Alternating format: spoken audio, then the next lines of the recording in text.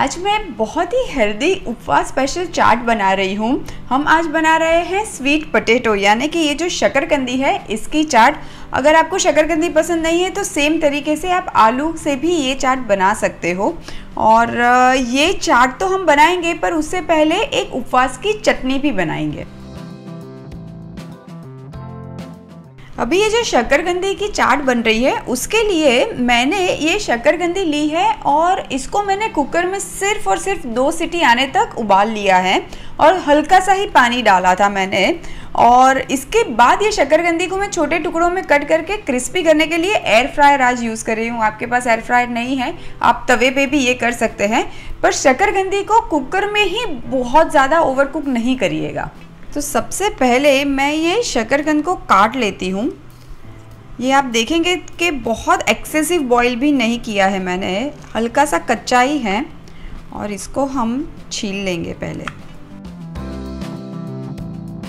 और अब ये जो शकरकंदी है इसके मैं छोटे छोटे टुकड़े कर लूँगी। आपको अगर वो चिप्स की तरह चाहिए तो आप चिप्स भी काट सकते हैं, आपको वो राउंड में चाहिए तो वैसे भी काट सकते हैं। अब ये सारी कटी हुई शकरकंदी को मैं एक बोल में ले लेती हूँ। अब ये जो शकरकंदी हमने काटी हुई है उसमें मैं 1 से 2 चम्मच घी डाल देती हूँ।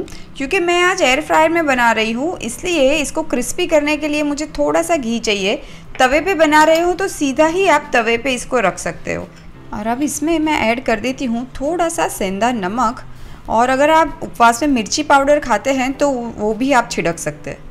फ्लेवर के लिए ऐड करती हूँ थोड़ा सा जीरा, ये ऑप्शनल है। अच्छे से मिला लेते हैं और फिर मैं इसको ये जो एयर फ्रायर का बास्केट है उसमें डंप कर दूंगी।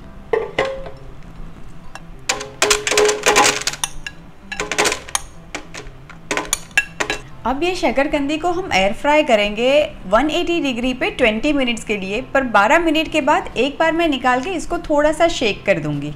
और यही चीज़ आप तवे पे भी कर सकते हो। हल्का सा घी डाल के आप पहले उसमें जीरा डाल दीजिए और फिर सॉल्टेड शकरकंदी डाल के जब तक कि गोल्डन कलर ना आ जाए तब तक पका लीजिए। ये देखिए 10-12 मिनट के बाद मैंने एक बार बाहर निकाल लिया है और थोड़ा सा अप एंड डाउन कर लेंगे। आप देख सकते हैं कि ऑलरेडी बहुत ही अच्छा गोल्डन कलर आ गया है। और फिर से मैं 10 मिनट के लिए छोड़ दूँगी। अब जब तक एयर फ्रायर में शकरकंदी क्रिस्पी हो रही है तब तक एक चटनी बना लेते हैं। और ये वाली चटनी भी आप उपवास में आराम से खा सकते हैं। सबसे पहले मिक्सर जार में मैं थोड़े से ये कच्चे वाले पीनट्स ले लेती हूँ। अप्रॉक्सीमेटली मैंने 1 टेबलस्पून लिया है। थोड़ा सा मैं जीरा भी ऐड कर देती हूँ, चटनी में अच्छा फ्लेवर देगा। और अब ऐड कर देते हैं थोड़ी सी हरी मिर्च और एक बड़ा बंच धनिए का। नींबू का रस निचोड़ देते हैं। आप नींबू नहीं खाते हैं अवॉइड भी कर सकते हैं। ऐड करेंगे सेंधा नमक और लास्ट में कुछ आइस क्यूब्स। बस अब साथ में सारी चीज़ों को मिक्सी में घुमा लेते हैं और उपवास की चटनी तैयार।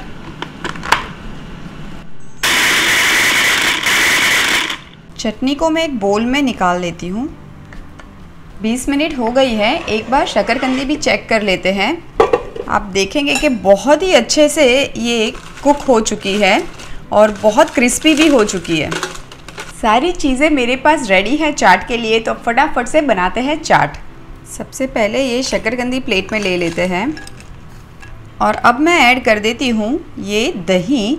दही को मैंने हल्का सा बीट कर लिया है ताकि ये पोर करने में आसानी हो जाए। दही में भी आप चाहो तो हल्की सी शक्कर और सेंधा नमक ऐड कर सकते हो, मैंने बिल्कुल नहीं किया है। और अब ये गुड़ की चटनी मैं ऐड कर देती हूँ। अगर आप उपवास में ये नहीं खाते हैं तो आप अवॉइड भी कर सकते हैं। और लास्ट वाली चटनी है हरी वाली, जो हमने अभी अभी बनाई है। और अब क्रंच के लिए मैं ऐड कर देती हूँ ये रोस्टेड मखाना और पीनट्स। इसको भी मैंने हल्का सा सेंधा नमक लगा के एयर फ्राई कर लिया है। थोड़े से अनार के दाने भी ऐड करेंगे। थोड़ा सा सेंधा नमक स्प्रिंकल कर देते हैं और भुना हुआ जीरा। तो लीजिए तैयार है उपवास में आप खा सके वैसी अटरली डिलीशियस शकरकंदी की चाट और साथ में मज़ेदार सी चटनी।